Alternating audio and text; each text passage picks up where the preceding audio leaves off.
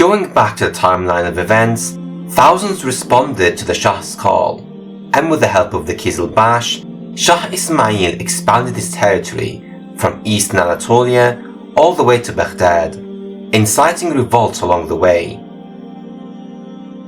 Things were not looking good for the Sunni Muslims. On the Sunnis living in Iran, one source states, the Safavids sowed terror among the largely Sunni inhabitants, forcing people to condemn the first three caliphs in public. Furthermore, it was feared that no Sunni power would stand up to the Safavids, leaving the Shah to expand unopposed. The Ottoman Sultan Bayezid II's initial response was feeble, preferring peace rather than direct confrontation. But this decision would prove to be disastrous, as we will discuss later.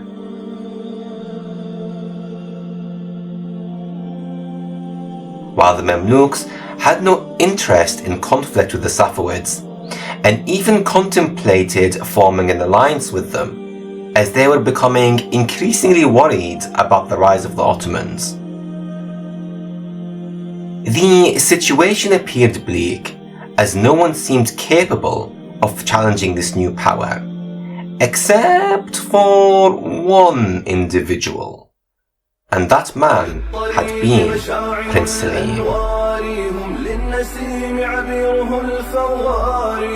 قادة رفعوا التميز راية هم في العزيمة همة الأنصار هم للطريق مشاعل الأنوار هم للنسيم عبيرهم.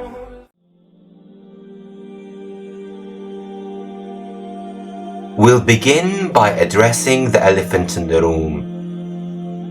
Selim the Grim, or Yavuz, is often described as a polarizing figure, mostly being accused of being heavy-handed and excessive by his critics.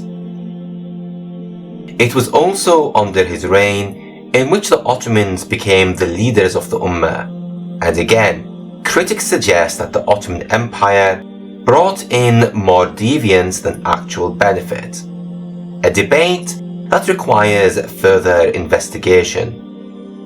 However, going back to Sultan Selim, it is crucial not to overlook the alternative perspective of the Sultan, which is too often ignored. In Kipar's book, The Making of Selim I, there are entire chapters that cite primary and secondary sources in support of Selim. Chapters such as Selim the legitimate ruler and Selim the idealized ruler. Furthermore, there is evidence to suggest that despite his heavy-handedness, Selim championed Sunni Islam and the Sharia and sought fatwa before making significant decisions. Lufti Pasha comes to the defense of Sultan Selim's reign, expressing, if the dominion of the Sharia is in good order, it is entirely through the sovereignty of Sultan Selim. In fact, he even refers to him as a Musaddid, or more accurately, a Mujaddid, which is a reviver of faith.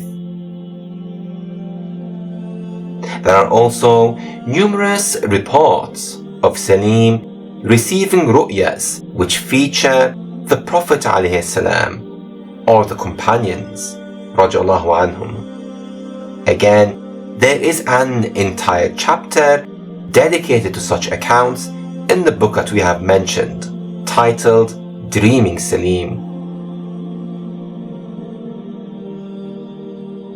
Moreover, Selim I opposed the practice of fratricide and even made dua against those who took part in it, declaring, "May they be remote from Allah's mercy in this world and the next."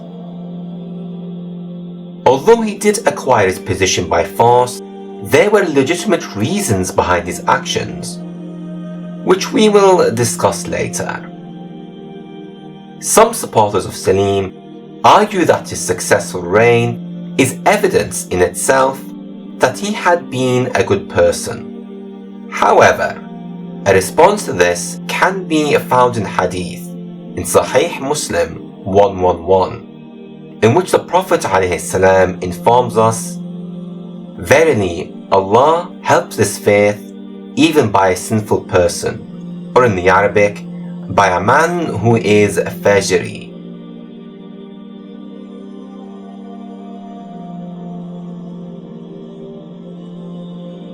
Regarding this ongoing debate, this channel's stance is that Selim's reign was needed, and it was he who saved Sunni Islam, regardless on who he really was as a person. Wallahu a'lam.